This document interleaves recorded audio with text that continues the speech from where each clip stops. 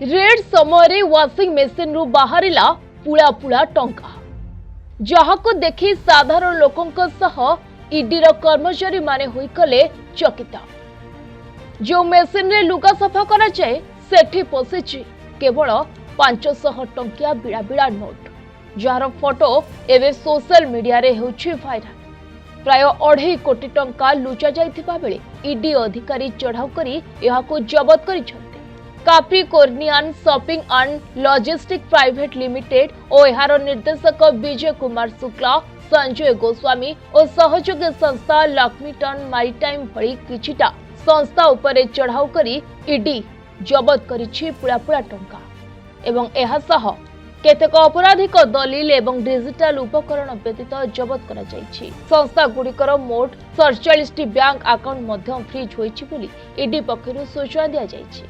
दिल्ली, मुंबई, हैदराबाद, कोलकाता एवं हरियाणार कुरुक्षेत्रर विभिन्न स्थान रे एही चढ़ाऊ करा जायतिला।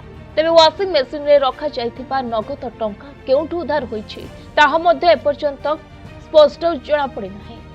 तेबे संस्था गुड़िक भारत बाहर को वैदेशिक मुद्रा पठाइबारे संपृक्त थिले एवं Singapore Galaxy shipping, horizon shipping एवं इजिस्टिक प्राइवेट लिमिटेड को संदेहजनक 1800 कोटी टंका पठाइथिबा मध्ये जणा पड़िछि।